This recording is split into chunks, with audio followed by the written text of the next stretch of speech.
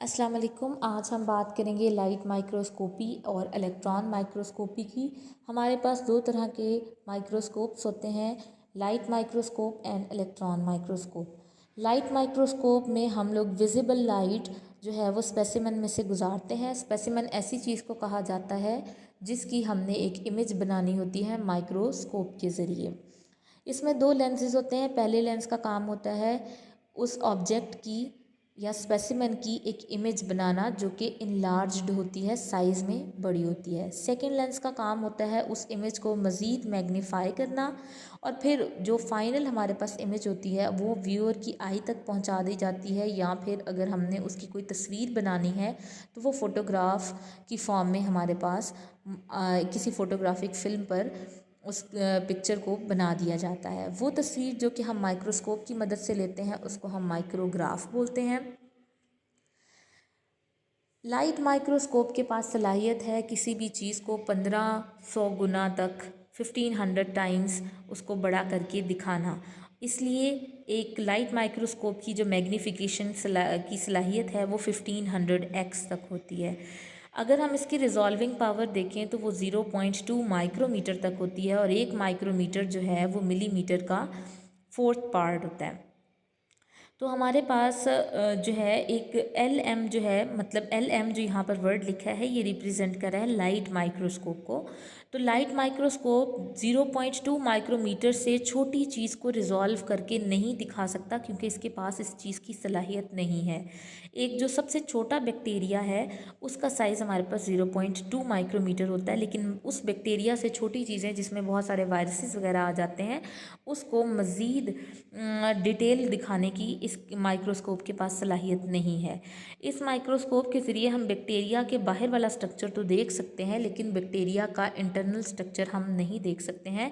वो देखने के लिए हमें फिर इलेक्ट्रॉन माइक्रोस्कोप की ज़रूरत पड़ती है। और ये जो आपको नीचे दो डायग्राम्स नज़र आ रही हैं ये बेसिकली माइक्रोग्राफ्स हैं जो हमने लाइट माइक्रोस्कोप के ज़रिए लिए हैं। आगे आते हैं इलेक्ट्रॉन माइक्रोस्कोप।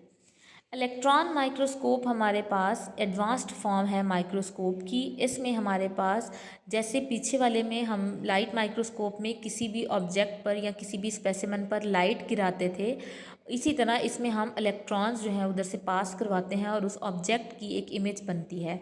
जब इलेक्ट्रॉन्स किसी भी स्पेसिमन के साथ जाकर टकराते हैं तो वो जाकर वहाँ पर एक ख़ास एंगल में रिफ्लेक्ट होते हैं या डिफ्लेक्ट होते हैं, और वहाँ पर उनकी एक इमेज बन जाती है जो कि लेंस के ज़रिए देखी भी जा सकती है, और अगर हम चाहें तो हम एक फ़ोटोग्राफिक फ़िल्म की फॉर्म में, एक फ़ोटोग्राफ की फॉर्म में भी उसको लेकर आ सकते हैं।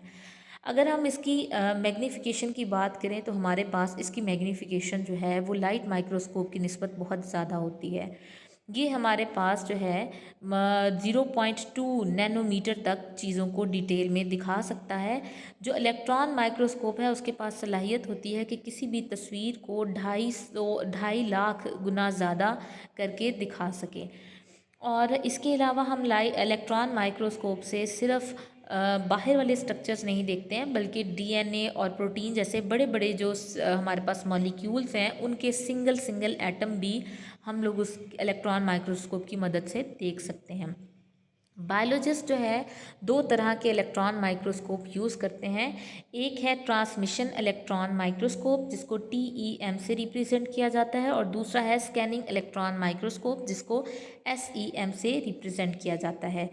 जो TEM माइक्रोस्कोप है, इलेक्ट्रॉन माइक्रोस्कोप है, इसमें हम इलेक्ट्रॉन्स को किसी भी स्पेसिमन के ऊपर गिराते हैं और फिर उसका इंटरनल स्ट्रक्चर जो है वो उन इलेक्ट्रॉन्स के ख़ास रिफ्लेक्शन की वजह से बनने वाली इमेज से देख सकते हैं।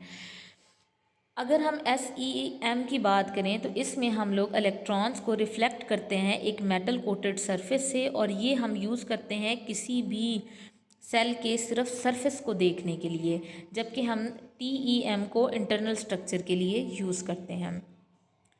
अगर आपको ये वीडियो पसंद आई हो तो इसको लाइक करना, कमेंट करना और शेयर करना मत भूलिएगा। मज़ीद वीडियोस के लिए इस चैनल को सब्सक्राइब करें और हर आने वाली वीडियो की नोटिफिकेशन ऑन करने के लिए इसका बेल आइकन प्रेस करना मत भूलें। तब तक के लिए अल्लाह हाफ़िज़।